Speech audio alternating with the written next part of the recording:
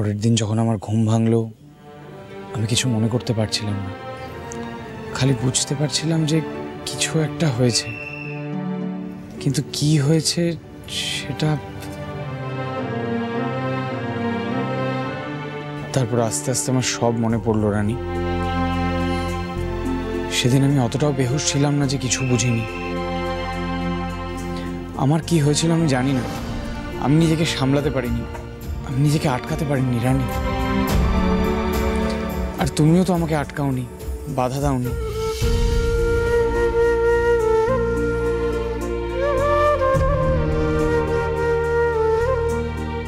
না, আটকাইনি তো, ইচ্ছে করেই বাধা দিইনি।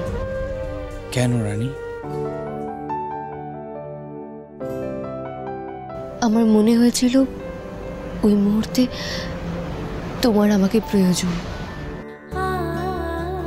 নিজেকে শান্ত করার জন্য, গোছানোর জন্য, কনফিডেন্স ফিরে পাওয়ার জন্য।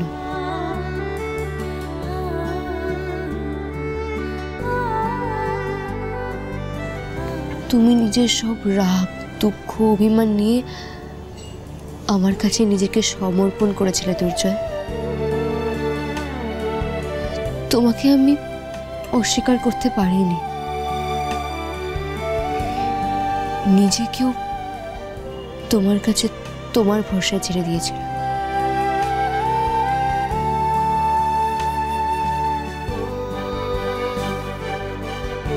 আমিও জানি না তোমার সঙ্গে আমার কি আছে, আদেও কি হবে না হবে, কখনো প্রেম হবে কিনা, আমি এত কিছু ভেবে কিংবা হিসাব করে কিছু করিনি।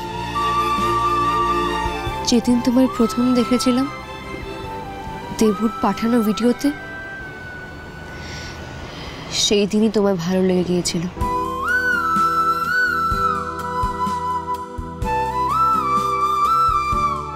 মনে হয়েছিল এমনই তো হওয়া উচিত ডাক্তারদের। কেমন হয় যদি ওই মানুষটা আমার জীবনে আসে, যদি কখনো আমি ওকে ভালোবাসি কিংবা ও আমাকে, বেশ হবে।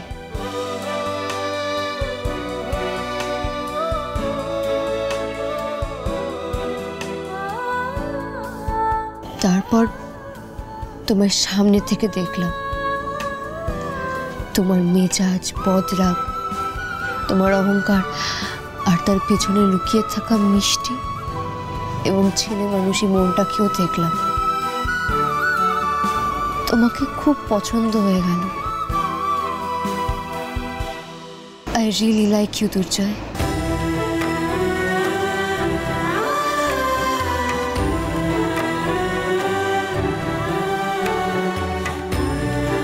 আমি ভেবেছি এই মানুষটা কেন আমার হবে না, হতেই তো পারে। একা একা ভেবেছি, বলতে পারিনি।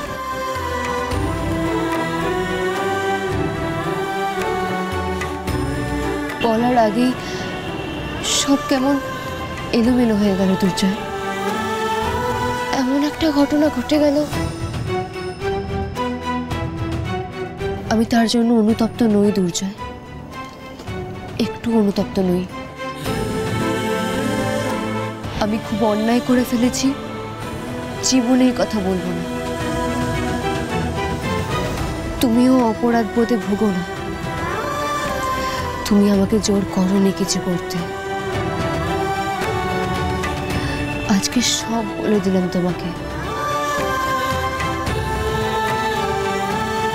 আমি তোমার সম্পর্কে যা যা ভাবি সব বলে দিলাম। থ্যাংক গড রানী। আমার সবার আগে এটাই মনে হচ্ছিল যে তুমি আমাকে ভুল বুঝলে না তো। মনে হচ্ছিল তুমি আমার উপর রাগ করেছো, হয়তো ভেবেছো যে আমি তোমাকে জোর করেছি। খালি মনে হচ্ছিল তোমার খারাপ লাগেনি তো। খালি মনে হচ্ছিল হয়তো এই জন্যই আমার সাথে কন্ট্যাক্ট রাখছো না কোনো রকমে। জানো পরশুদিন আমার জীবনের একটা প্রচণ্ড ইম্পর্টেন্ট দিন। আমি একটা নতুন নার্সিং হোম জয়েন করছি। অনেক বড় করে প্রেস মিট হচ্ছে, হই হই হচ্ছে, কিন্তু আমার মন কিছুতেই বসছিল না। অস্থির লাগছিল, গিল্ট ফিল হচ্ছিল, খালি ইডিয়েটের মতো মনে হচ্ছিল কোনো ভুল করে ফেললাম না তো, তোমায় হার্ট করে ফেললাম না তো।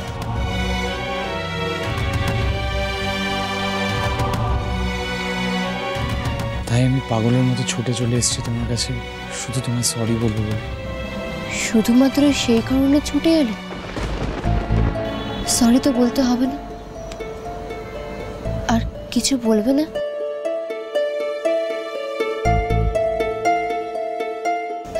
পরশুদিন তোমার জীবনে যেমন একটা স্পেশাল দিন, আমার জীবনেও একটা বিশেষ দিন,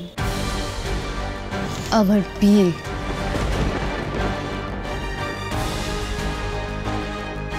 তাহলে আমি পরশুদিন বিয়ের পিড়িতে বসে যাই? রাই জুয়েলার্সের বাড়ির ছেলেকে বিয়ে করিনি? আর কত টাকাই বা রোজগার করিস তুই? You are a loser. You are nothing but a loser. A big loser. ওরা খুব বড় লোক জানো তো, ওদের রোজগেরে বউ চাই না, তাই ওরা আমাকে আর পড়াশোনা করতে দেবে না, আমাকে ডাক্তারি পড়তে দেবে না। আর ডাক্তার না হতে পারলে আমার জীবনটা অপূর্ণ থেকে যাবে। সুতরাং যাই হয়ে যাক না কেন, ডাক্তারি আমি পড়বই। তুমি আমায় সাহায্য করবে দুর্জয়?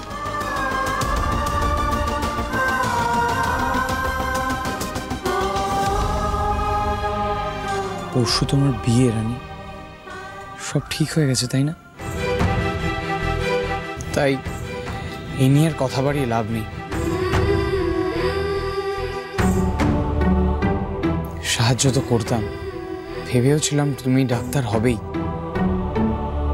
আবার যদি মনে হয় ডাক্তারি পড়তে আসো, আমার প্রয়োজন হয়, আমায় ডেকো, আমি থাকবো।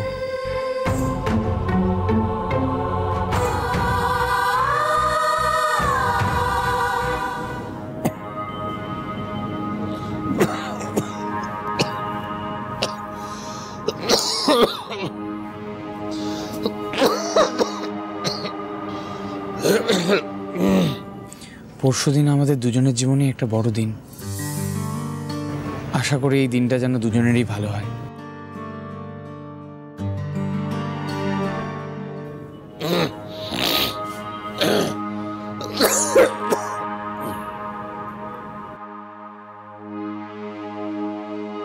চলে যাচ্ছ?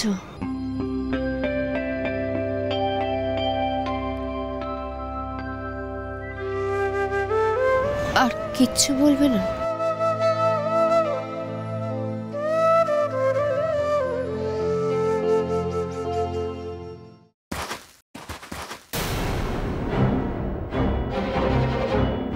খসখসের আওয়াজ আসছে কোত্থেকে?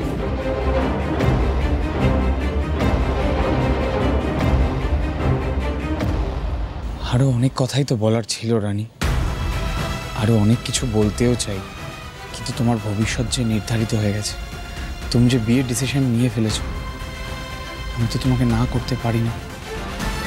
আমার তোমাকে না করার অধিকার নেই, এখনো ওই অধিকার আমি অর্জন করতে পারিনি।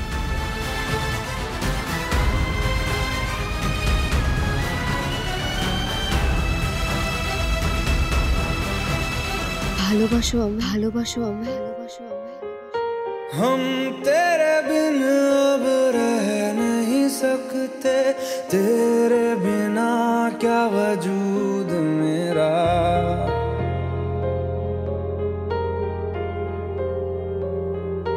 हम तेरे बिन अब रह नहीं सकते, तेरे बिना क्या वजूद मेरा। तुझसे जुदा अगर हो जाएंगे तो खुद से ही हो जाएंगे जुदा। জানি না, জানতে ভয় লাগে রানী, क्योंकि तुम ही हो আমি খুব ভীতু, দুর্বল, হারাতে ভয় পাই। जिंदगी